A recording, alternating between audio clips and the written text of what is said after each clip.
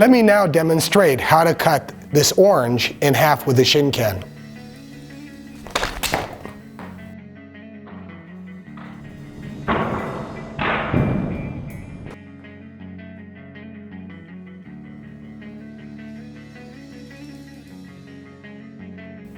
Let's go to a smaller object such as a lime and drop cut that.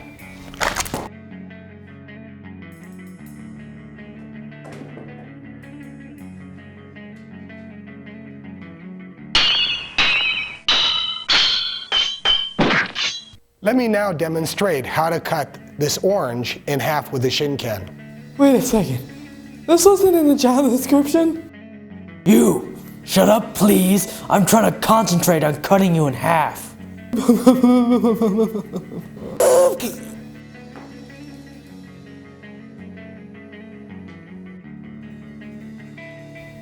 Let's go to a smaller object such as a lime and drop cut that. Everybody, be careful. There's a madman with a sword.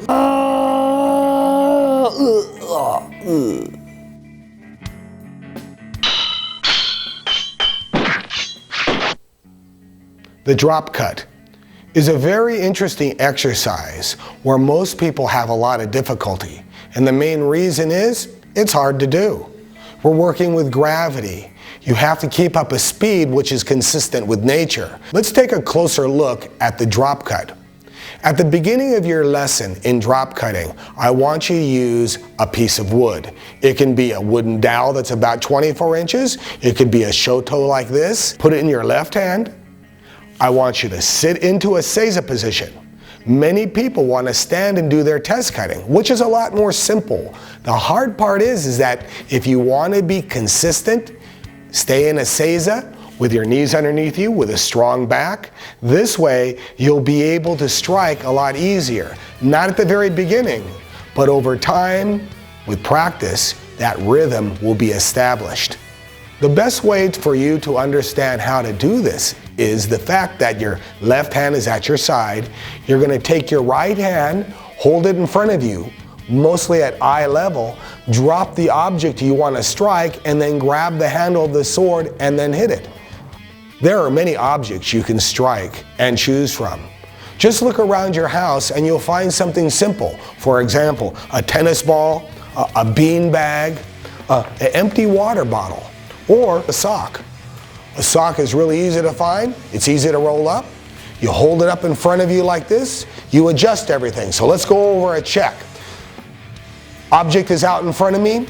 Left hand is at my side ready to go. I'm going to drop the object, keeping my eye on the object, and when it gets onto about right here is where I'll probably strike the object with the sword. Just like that.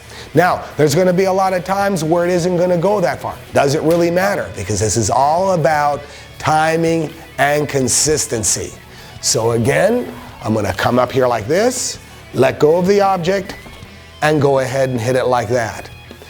Over time, you'll be able to hit this much easier, much more consistent. Let's try a different object, such as a beanbag. Now, if we take a beanbag or a hacky sack or whatever, it won't fly around the room. But I want you to take it like this, and let's try something a little different. Let's hold it way up in the air and see what happens. I might not hit it. Let's take it back down to eye level. I might not hit it. And the reason why is I'm taking it up high and low, and I'm taking it up to different levels, but I'm not focusing on the object itself. Be consistent, keep your eye on the object. Therefore, when I take my hands to the side, I bring my arm out, 1/1000, 2, and keep it that simple. Another object you can strike, for example, is a tennis ball.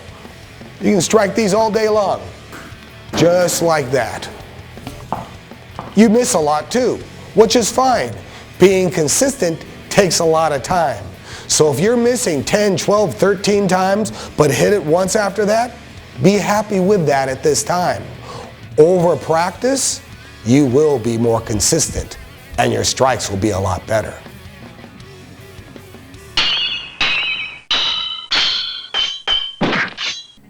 Let's go on to the next level using a mogito or dull metal sword. This will really help in your focus, your time and consistency, plus you won't cut your hands if you make a mistake. Take your mogito and place it into your belt area. Now, I want you to understand, if you keep the saya or the sheath out farther, it feels good, but if you keep it out farther, you won't be able to draw as far. Therefore, pull the saya, the sheath, way back over to your left hip, and then turn it so it is flat to the ground. If you spend too much extra time trying to adjust this while the object is falling through the air, you won't make a consistent cut, and most of the time you'll miss the target. So right off the top, let's have this set up correctly. The blade will be flat to the ground, parallel to the ground. Your hand will be set in front of you, and your left hand will be over your left hip. Lift it up to face level. Look at it, keep your eyes on the target, and then cut. It's that simple. Not really, it takes time and practice. Let's practice this some more. And you can see that sometimes you don't hit it.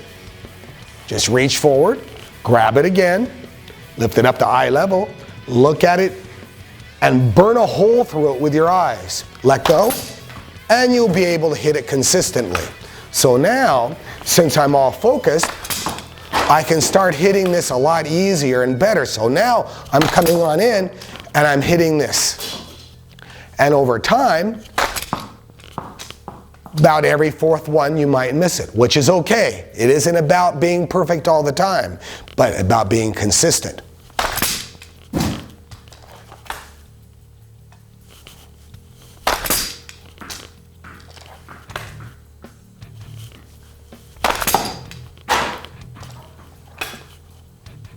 And a beanbag.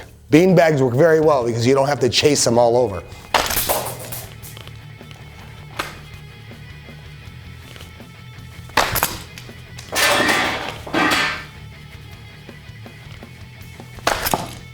You notice though that when I try to go too fast, I wasn't focused enough, and you notice the ball just bounced on by. Remember, even though you hit it 3 or 4 times in a row, you start feeling good, and you start losing your focus. Your mind starts wandering.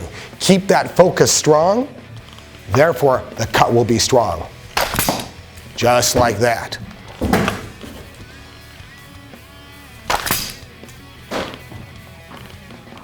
So from here, I want us to take and practice over and over and over again how to adjust your back, how to adjust your arms, drop the ball, be able to hit the ball, and bring the sword back.